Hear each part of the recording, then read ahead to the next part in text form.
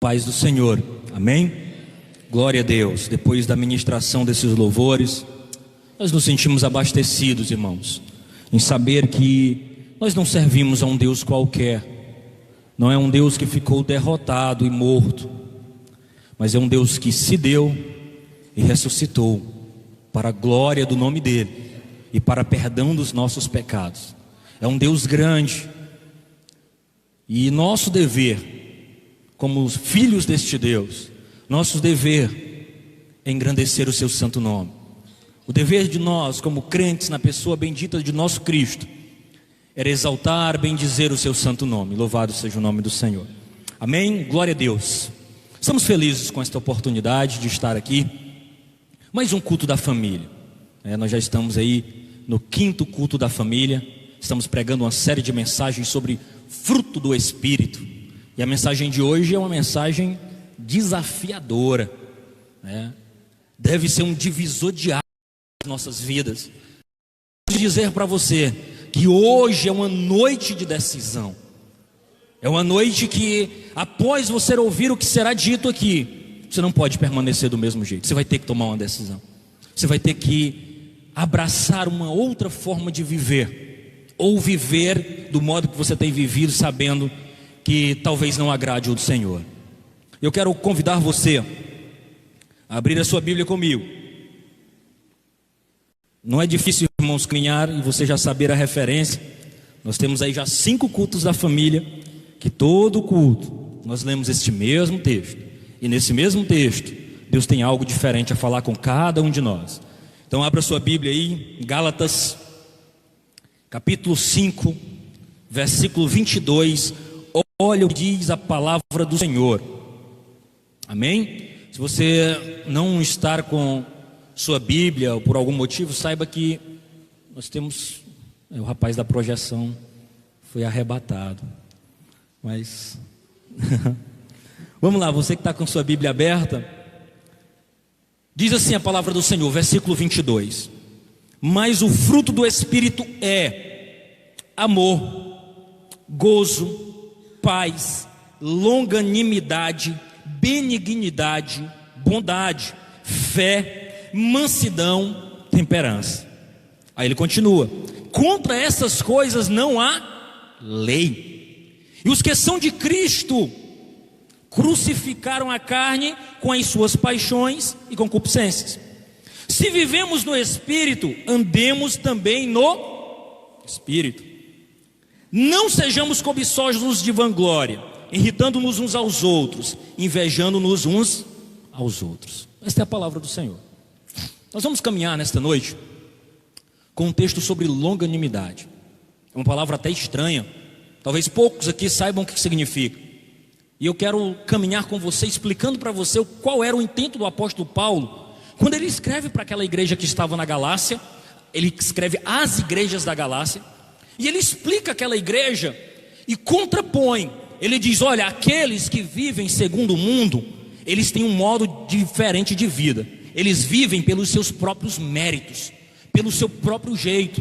E esse povo, e aí ele explica nos versículos anteriores ao texto que eu li, dizendo que as obras da carne é tudo aquilo que satisfaz a minha própria vontade, o meu próprio desejo humano. E aí ele entra agora com uma conjunção adversativa quando ele diz: mas, no entanto, todavia, aquele que é de Cristo, ele tem frutos diferentes, porque agora quem opera nele não é a obra da carne, mas é o fruto do Espírito Santo de Deus que habita em nós. E esse fruto em nós nos faz agirmos de modo diferente. Louvado seja o nome do Senhor. E é disso que nós vamos falar nessa noite.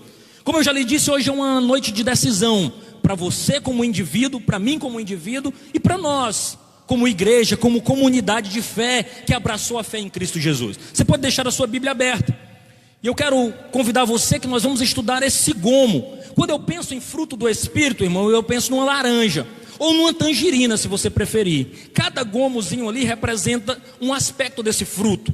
O fruto do Espírito, o Espírito em nós, nos faz ter amor, que nós já estudamos, alegria, que nós já estudamos, paz, que nós já estudamos, e agora nós estamos caminhando por mais um fruto, que é a longanimidade, que é o que nós vamos aprender nesta noite. Mas é interessante, eu quero abrir a minha fala de hoje falando sobre um texto de Mateus.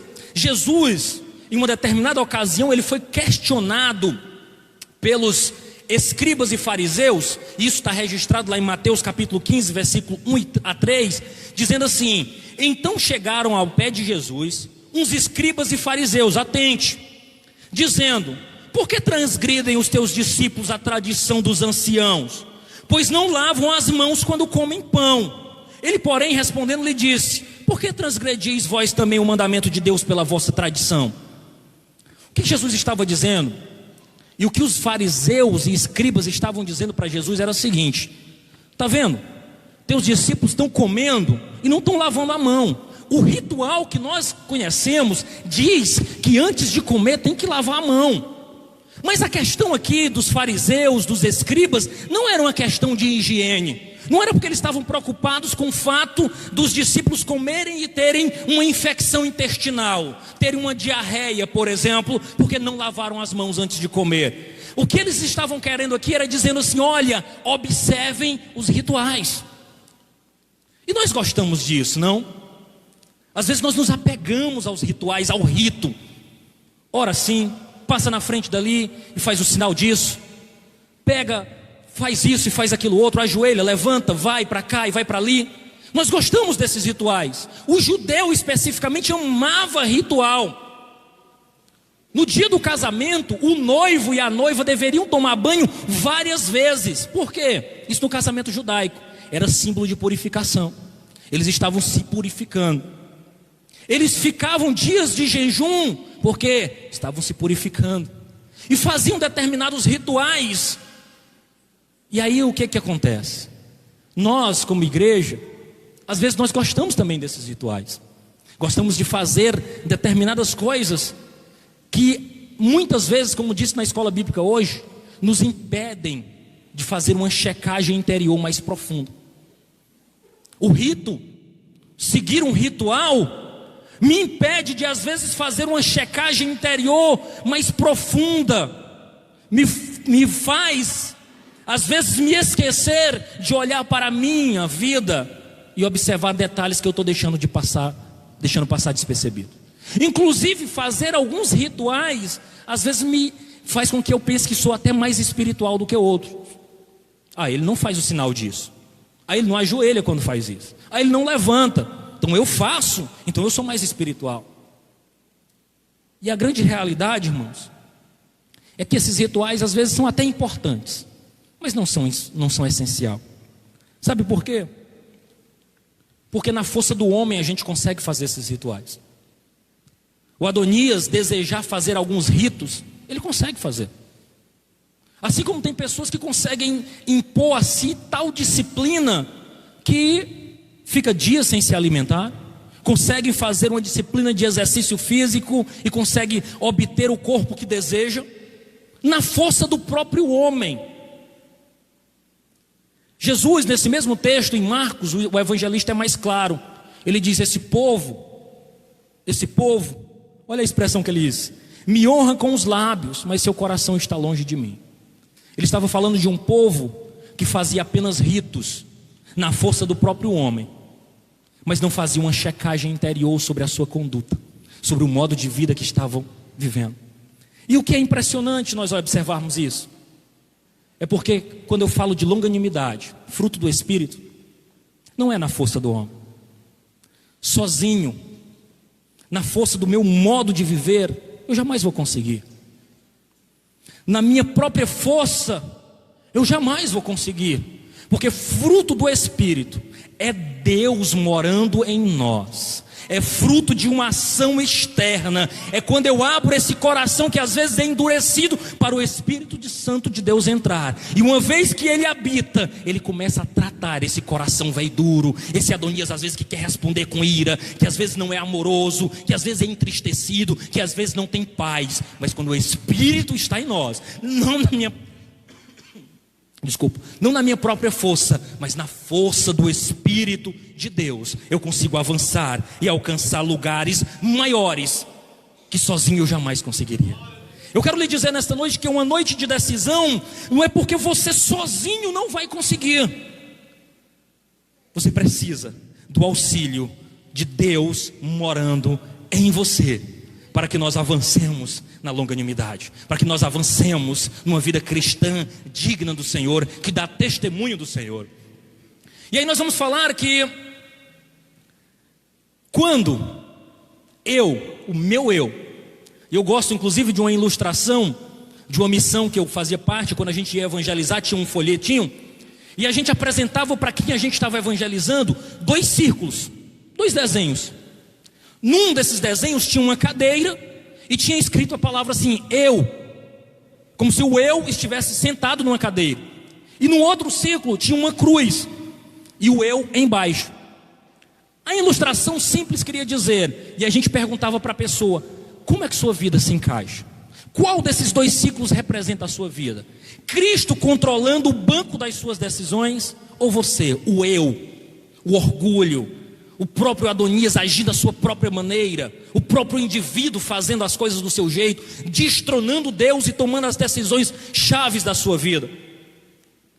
Porque para que eu evidencie frutos do Espírito, o meu eu tem que ser destronado, o meu eu vai ter que ser tirado e jogado de lado. É para que a gente consiga falar como o apóstolo Paulo diz, não eu, Cristo vive em mim. Não eu, é Cristo que tomou conta da minha vida. As minhas expressões, o meu jeito de agir já não reflete a minha própria vontade, mas reflete a vontade do meu dono. E aí sozinho você vai conseguir? Não. Só quando você abrir o seu coração e disser, Espírito Santo, eu sozinho eu sou um desastre, mas com o Senhor eu consigo vencer, eu consigo melhorar, eu consigo ser melhor para a glória do teu nome. Até aqui nós estudamos os 3 primeiros gomos: alegria, amor, alegria, paz. Agora nós vamos adentrar na longanimidade. Longanimidade tem a ver com o meu relacionamento, não comigo mesmo, como o caso do amor, da alegria e da paz, mas vai medir o meu relacionamento com o meu próximo. É isso mesmo, é o seu relacionamento com a esposa, com os filhos, com a sogra, com a sogra também, com a sogra, com o sogro, com o cunhado, com a cunhada, com o patrão, com o empregado. Longanimidade tem a ver com como eu me relaciono com o meu próximo, aquele que não sou eu. Como é que eu reajo a determinadas situações? E o desafio de hoje é esse, porque a ausência da longanimidade, ela pode ser tão prejudicial na vida e no relacionamento de pessoas, que inclusive pessoas que têm problema de longanimidade, que é o que? Ser tardio em se irar. O longânimo é aquele que se irrita, demora muito para se irritar. Mas se você é uma pessoa irritável, que você se zanga com muita facilidade, muito provavelmente você já ganhou até um outro nome. É conhecido como zangado. Não mexe com ele não. Eita rapaz, tu falar isso aí para ele vai vir te com 3 pedras na mão. Ou você não conhece alguém assim? Conhece não? Se você não conhece alguém assim, muito provavelmente seja você mesmo, essa pessoa. Se você não conhece alguém que se irrita com tanta facilidade assim, você precisa olhar no espelho, que muito provavelmente é você mesmo, essa pessoa que se irrita, que se zanga, que reage com violência, com força. A falta deste gomo, e aí é algo que eu preciso te dizer, é uma brecha. Quem sabe é o maior rombo na cerca do teu coração. É o rombo que o inimigo aproveita para colocar o pé dentro da tua vida e te massacrar, minar os teus relacionamentos. Porque eu não conheço alguém que se ira com facilidade, que depois de uma grande explosão não olha no espelho ou depois pensa, para que eu fiz isso?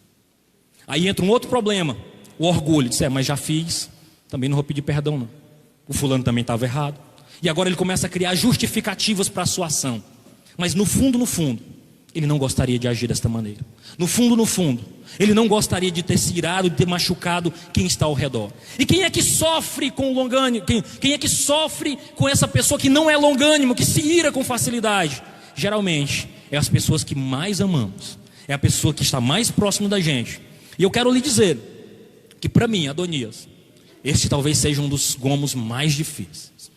Em toda a minha trajetória cristã, caminhando com Jesus, talvez esse seja o gomo mais difícil. Eu preciso me lembrar dele todos os dias para melhorar e não agir com ira em determinada situação.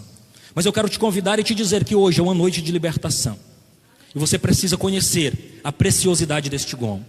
Você precisa conhecer e abraçar a preciosidade que é caminhar com Jesus, com o Espírito Santo de Deus, te auxiliando, te ajudando, te transformando a caminhar sem ofender e sem machucar pessoas. Eu preciso definir longanimidade. Longanimidade, uma expressão grega que diz assim, macrotomia.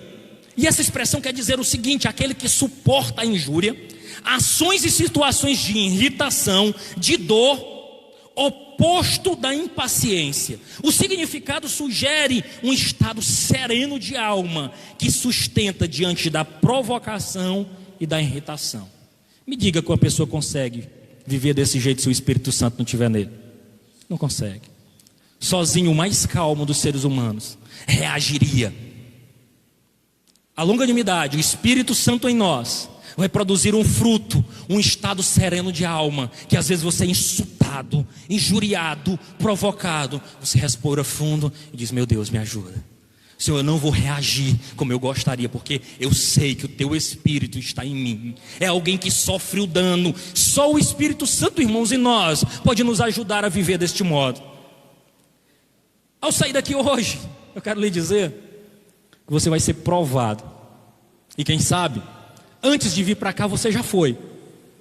O menino se atrasou, o marido se atrasou, você já saiu com pressa, já saiu, quem sabe, brigando com alguém porque ia chegar atrasado no culto. Quem sabe alguém já te fechou no trânsito e demorou na sua frente, você já deu aquela buzinada de sair da frente, que eu tenho que ir para a igreja. Eu não sei, mas fatalmente nós temos milhares de motivos para nos irritar.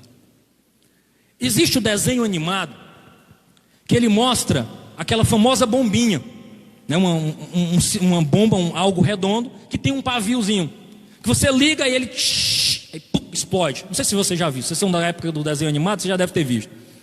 O longânimo, irmão, seria alguém que teria um pavio muito longo.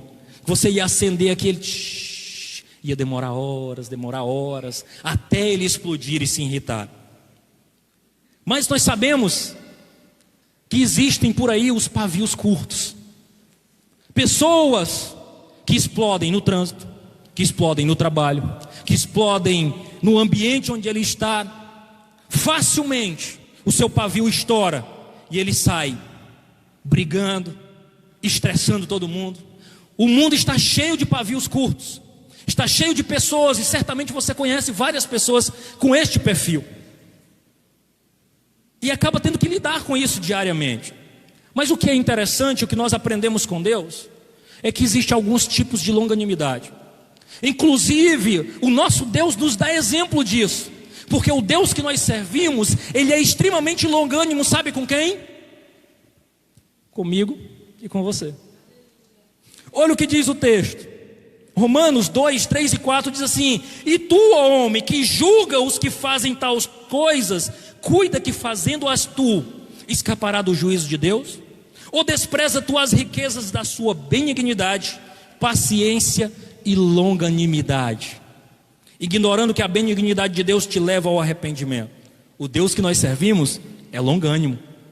Agora você imagine só por um instante, se o Deus que nós servimos pegasse cada vez que nós irritamos o nosso Deus e Ele nos fulminasse com a violência da sua ira, o que seria de nós? Mas esse Deus que nós servimos é rico em longanimidade. Nós estamos às vezes se irritando, pecando, às vezes machucando o coração do nosso Deus, e ainda assim Ele tem sido paciente, Ele tem sido longânimo para conosco, tardio em se irar contra as nossas faltas, contra os nossos pecados.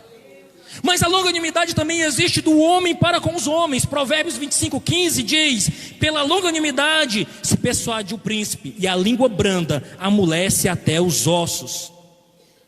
Longanimidade está diretamente ligado à ira. Longânimo é aquele que é tardio a se irar.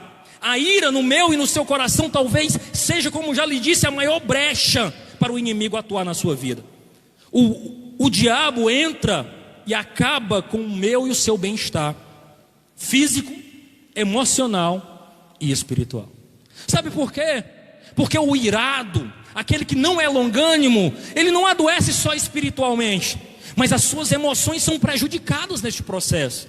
Ele machuca e é machucado. Mas não só isso, aquele que se ira com facilidade adoece fisicamente também. Existem estudos aí que comprovam que a ira e o estresse têm causado grandes problemas na geração atual. Nós vivemos, irmãos, numa geração que o povo não tem paciência para nada. No sinal, se você cochilar, alguém já dá uma buzinada atrás de você.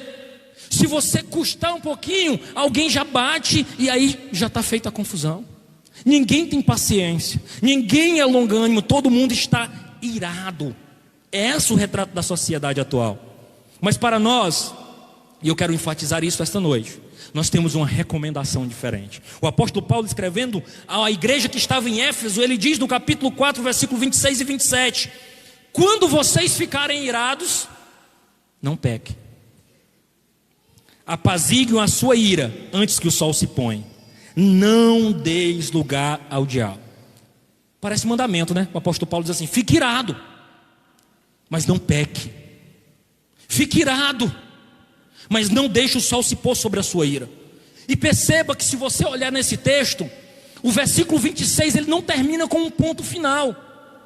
O apóstolo Paulo diz assim: quando vocês ficarem irados, não pequem. Apaziguem a sua ira antes que o sol se ponha. E o versículo 27 diz assim: não deis lugar ao diabo.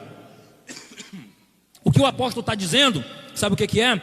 É que todas as vezes que eu fico irado, que eu deixo o sol se pôr sobre a minha ira, eu dou legalidade ao diabo para agir na minha vida. O que o apóstolo Paulo está dizendo: não des lugar ao diabo, não des legalidade para ele agir na tua e na minha vida. Toda vez que eu tenho uma crise de ira, que eu permito que a ira se instale no meu coração, que eu tenho uma crise de irritação e não trato esse sentimento, eu abro espaço para que o inimigo de Deus atue na minha vida, perturbando a minha saúde física, a minha saúde emocional e a minha saúde espiritual. Eu quero desafiar você nessa noite a conhecer a longanimidade, a reconhecer que, quem sabe, tem ira alojado no seu coração, e encorajá-la a pôr isso para fora, em nome de Jesus, essa noite, a se livrar de tudo isso e viver uma nova vida com Cristo Jesus, deixando para trás tudo aquilo que te perturbou, aquele rancor, aquela amargura, as dores do passado, a ira do passado. Não vai produzir a justiça de Deus em hipótese alguma. Louvado seja o nome do Senhor. Eu quero desafiar você a ser longânimo, a reconhecer e a confessar. Tiago, o irmão do Senhor, no capítulo 1, versículo 19 e 20, ele vai dizer: meus amados irmãos, tenham isso em mente, sejam todos prontos para ouvir, tardios para falar e tardios para se irar, pois a ira do homem não produz a justiça de Deus. O que o apóstolo Tiago, irmão do Senhor Jesus Cristo, estava dizendo é: ouça muito, fale pouco, se ire menos ainda, porque a tua ira, a tua irritação, mesmo que você tenha razão, não vai produzir a justiça de Deus. Que coisa maravilhosa saber disso, porque nós não precisamos agir na nossa própria força, irmãos. Nós sabemos que toda vez que eu me iro, toda vez que eu assumo a posição de um grande ofendido, toda vez que eu assumo a posição de alguém que se ofendeu e que é o centro do universo, eu estou destronando Deus e ocupando o espaço que é para o nosso Deus. Louvado seja o nome do Senhor. Que Deus nos ajude a não caminhar por isso, porque quando eu me iro, quando eu tento resolver pelas minhas próprias forças, quando eu tento dar o meu próprio jeito, eu estou desbancando Deus, eu estou destronando Deus, tirando Ele da posição dEle. E aí a minha justiça, a minha ira, ela vai agir além das consequências, vai machucar pessoas, vai me machucar e não vai produzir a justiça de Deus. Existem alguns tipos de ira, e eu quero lhe dizer que a ira não é um sentimento diabólico em si mesmo. A ira é algo que é perfeitamente possível para o ser humano. O que torna a ira diabólica é quando eu acabo excedendo, aumentando muito mais através dos meus sentimentos. Quando eu extrapolo, é que essa ira passa a ser uma ira pecaminosa, é que esta ira passa a ser algo que não agrada ao Senhor. Mas quando eu me sinto, às vezes, indignado, ofendido, e me iro com determinadas situações, e não extrapolo, é algo que é perfeitamente possível. E nós precisamos entender a ira e a sua essência. Porque existe uma ira santa. Como é, irmão Adonias? Existe uma ira que o apóstolo Paulo vai falar no texto que nós lemos. Ireis, mas não pequeis. O que ele está me dizendo, está dizendo para você, para mim, é que é possível eu ficar indignado. Em que circunstâncias, irmão Adonias? Quando eu fico indignado com situações, por exemplo, que ofendem o próprio Deus. Quando ofendem o meu irmão, quando ofendem a minha família, quando ofendem, quem sabe, a sociedade ou a natureza, é perfeitamente possível ficar irado. Ou você não se ira, você que é o pagador de impostos, quando se desloca, por exemplo, de Teresina até Piripiri e percebe uma estrada cheia de buracos. Diz, rapaz, eu pago os meus impostos. Ou você não se ira de repente quando cai num buraco e corta um pneu, você diz, rapaz, mas não era para estar aqui. Eu tenho pago os meus impostos, como é que pode? Ou você não se ira, por exemplo, quando estar ali tranquilamente na sua casa e de repente é assaltado, tem um bem seu tomado à força. Quem não se ira numa situação como essa? Todos nós. Eu tenho dito para alguns amigos mais próximos que tem sido uma dificuldade pregar essa série de mensagens, porque eu tenho sido extremamente desafiado em cada uma delas. E sexta-feira agora, eu estava sexta-feira, na realidade no sábado pela manhã, eu ainda estava em Teresina, quando de repente eu recebo uma ligação. Ele disse, Adonias, tu está sabendo? Eu digo, não estou sabendo. É porque entraram na tua casa, aqui em Piripiri. Eu digo, é mesmo? Foi. Tá bom, deixa eu saber mais. Aí liguei para a mamãe, disse, meu filho, entraram. Eu digo, o que foi que levaram? Não, eu só estou sentindo falta aqui do equipamento que controla as câmeras. Irmão, eu quero dizer para você que eu estava já de saída para cá. Foi 2 horas longas de viagem. Porque no primeiro momento eu estava desviadinho. E você, irmão Adonias, você? Eu digo, eu. Eu estava pensando, rapaz, se eu pego esses camaradas, como é que eu faria? Aí quando foi chegando, andando, chegando em alto, meu coração já foi mudando. Eu não dei uma palavra, a irmã Kelly vinha junto comigo. E eu calado, pensativo, eu digo, meu Deus, como é que eu vou fazer com esses camaradas?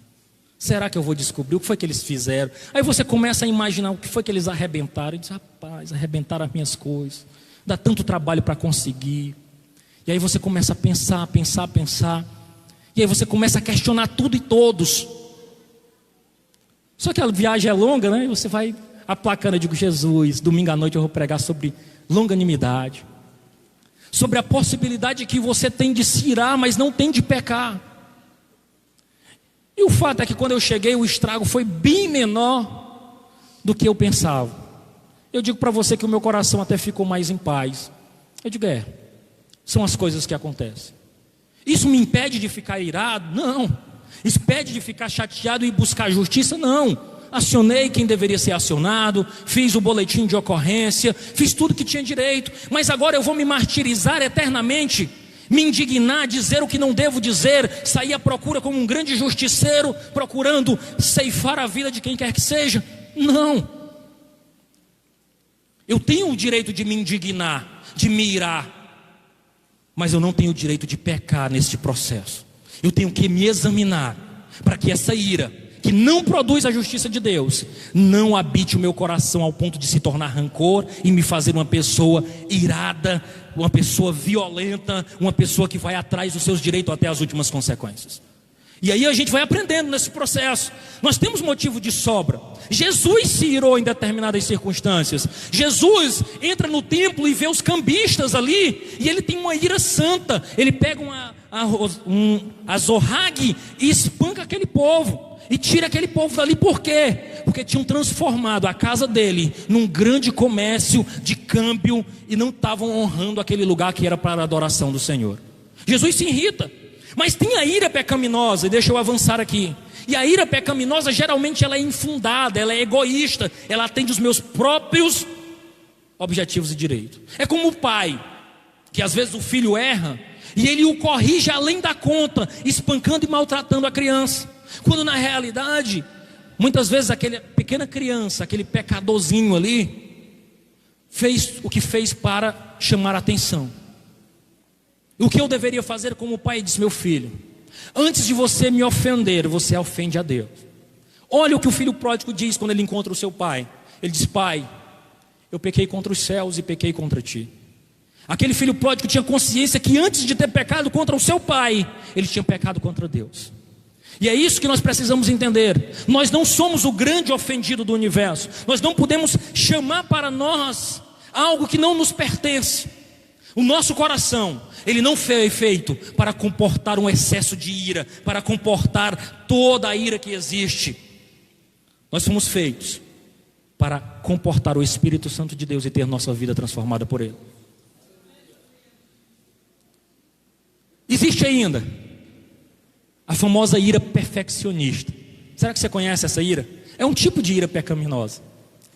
Eu vou dizer para você que eu também sofro com isso. Ira é comigo mesmo. Sabe o que é isso? É alguém que faz bem algo, e quando ver alguém fazendo diferente do modo dele, ele diz: mas não sabe fazer. Me dá, deixa eu fazer logo. Você conhece alguém assim? Alguém que diz: não sabe, meu Deus do céu, como é que pode? E se irrita e se zanga. Somos irados pela maneira que o outro faz as coisas. O fato do outro respirar, porque respira diferente de você, você zangou, você se irritou. Não nos colocamos no jeito do outro, nos ofendemos com a forma do outro, com o jeito do outro, do modo do outro. Na igreja acontece isso, será? É claro. Alguém se irrita do jeito que o irmão canta, do jeito que ele prega, do jeito que ele dirige. Não agrada, irrita. Ele diz: não aguento mais. É a ira perfeccionista. Às vezes não aceita e não percebe, não se coloca no lugar do outro. Aí eu te pergunto: é duro, não é? Quando alguém, por exemplo, limpa a casa bem direitinho, passa o pano, ajeita tudo, e o que chega não percebe tudo o que você fez, mas percebe o que você não fez. Diz assim: rapaz, limpou tudo, né? Nem percebeu. Diz: isso aqui está fora do lugar, por quê? É duro, não é? Você ser olhado só pelos seus defeitos e nada de qualidade. Ser avaliado apenas pela forma ou pelo erro que você cometeu. Às vezes, irmãos, preste atenção aqui, às vezes nós somos duros até com nós mesmos. Somos duros com os nossos próprios erros. Às vezes, até com o nosso próprio Deus. Não aceitamos o modo que Ele fez a coisa. Mas fulano, mas por que foi desse jeito, Deus? É a ira perfeccionista. O perfeccionista sofre porque acha que só ele sabe fazer as coisas, e não procura se colocar no lugar do outro, daquele que também faz, talvez de um modo diferente de você, mas faz do modo diferente, mas faz com amor e com alegria, serve com tudo que ele sabe fazer. Você não pode olhar para o outro e culpá-lo pelo modo como ele faz as coisas, se é o jeito que ele sabe fazer. E às vezes num ambiente de igreja isso é muito comum. Músicos, coral, conjuntos, como sofrem, porque se espera do outro algo que você já sabe, mas o outro ainda está aprendendo, está ali com muito interesse, genuinamente tentando fazer o seu melhor. Mas ainda tem a ira suspeitosa, que é isso, é alguém que é o grande ofendido. Rapaz, eu vi ali aquele povo conversando, com certeza era sobre mim, me olharam diferente. Rapaz, o irmão falou do outro lado da praça, me viu e não falou. Eu tenho certeza que ele não falou, ele me viu, está com raiva de mim, zangou comigo. Eu não fiz nada, mas ele está zangado comigo, né? E aí começa todo um problema. Eu quero te dizer, fuja disso, meu irmão. Não abrace esse pensamento, não deixe o diabo trabalhar na sua vida desta forma. Nós temos uma cultura, e eu falei disso na escola bíblica, às vezes muito errada. Nós queremos vir para cá para receber, para ser abençoado. Não. Quem sabe você veio aqui nessa noite para ser cumprimentado por 10 pessoas. E eu quero te dizer que você mude a sua perspectiva e diga: eu vou cumprimentar 10 pessoas. Eu é que vou fazer. Eu quero te dizer que talvez no meio dessa multidão toda é possível que você passe despercebido, alguém não te note, mas não significa que você não seja amado. É uma comunidade de fé, é um povo que ama uns aos outros. Então não deixe de lado a síndrome do coitadinho e diga: eu vou abençoar a pessoa. Não falaram comigo não, pois eu vou falar com todo mundo.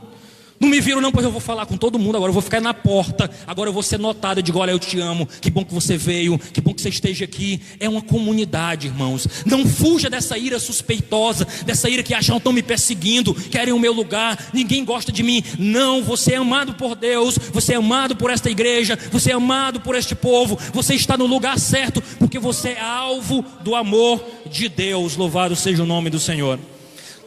Deixe de lado, não aceite no seu coração, às vezes, essa insinuação do inimigo. Mas quais são as causas da ira? Meu irmão, são tantas. Quem sabe, palavras duras e ofensivas que foram ditas. O desprezo com a opinião. Quem sabe, quando somos enganados, ou como alguém mente para nós. Ou quando os erros não são admitidos. Ou quando nós somos desvalorizados, a nossa opinião é desvalorizada.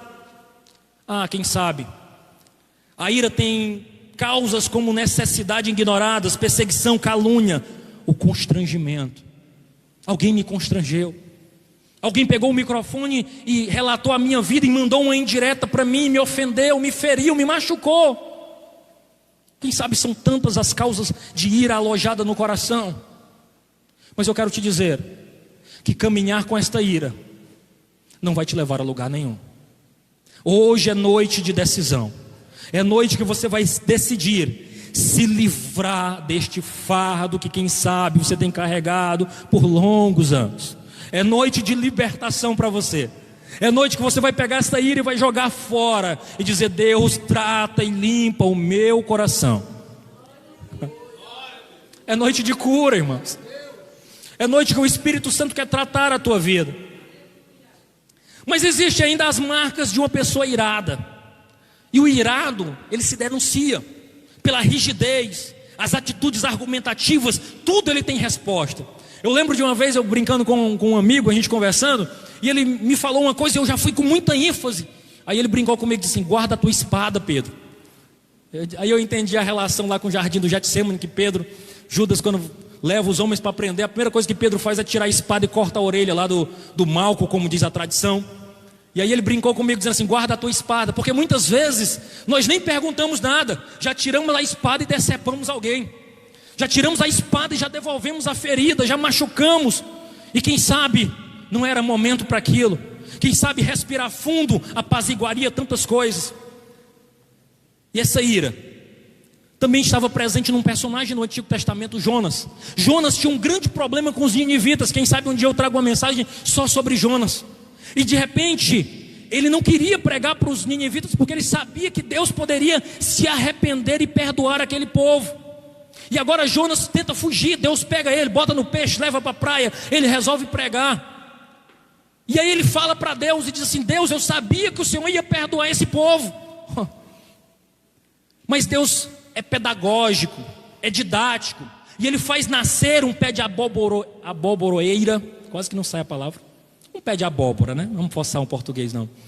E aí agora esse pé nasce, cresce, faz uma sombra para Jonas.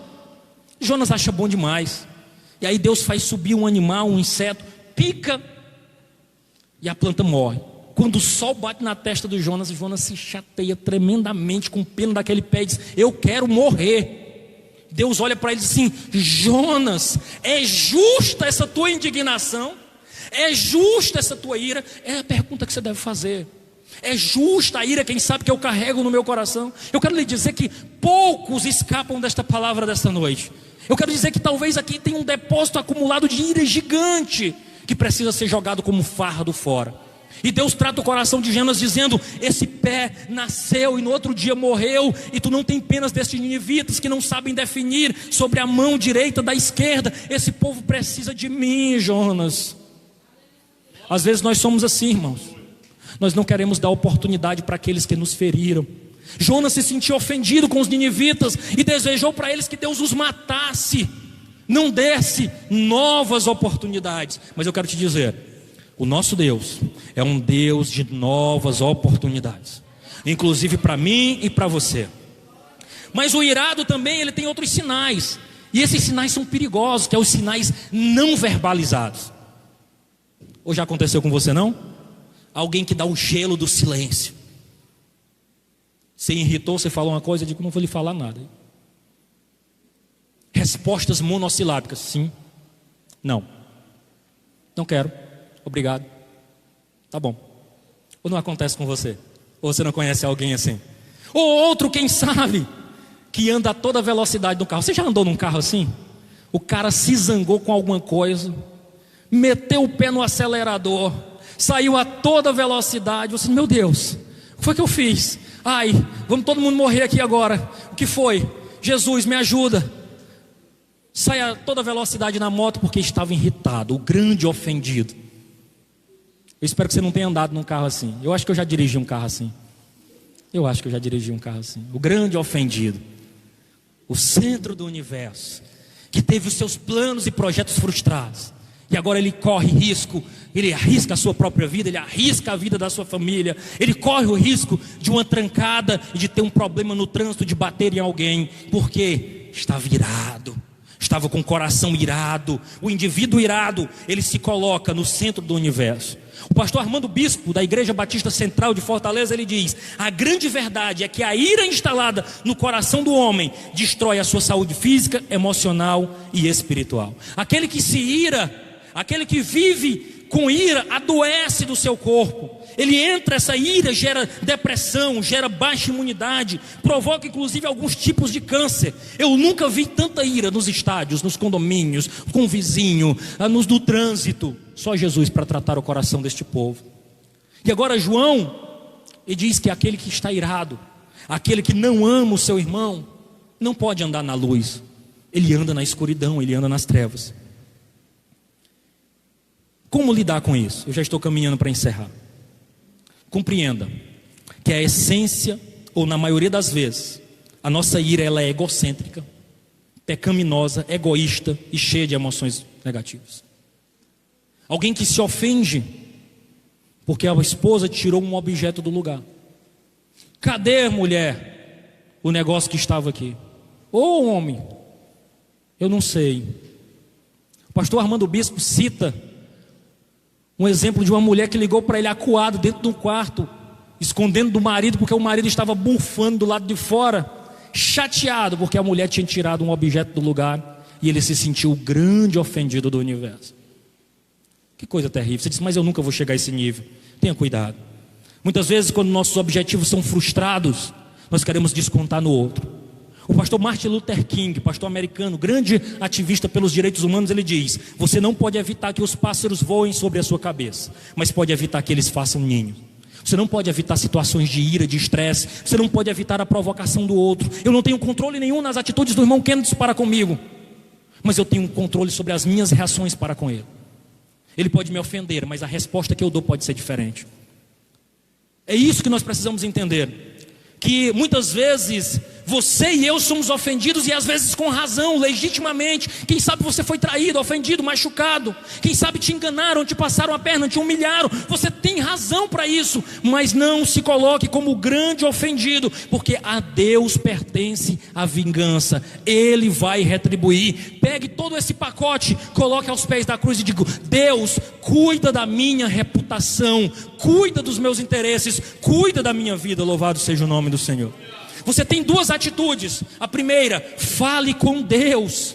Eu amo uma frase, eu até postei no Instagram da igreja, de Elizabeth Elliot. Eu corri atrás dessa frase porque me impactou muito. Olha o que ela diz: as coisas que nós sentimos mais profundamente são aquelas que precisamos aprender a silenciar, pelo menos até que tenhamos falado sobre elas de forma minuciosa com Deus. Que frase profunda.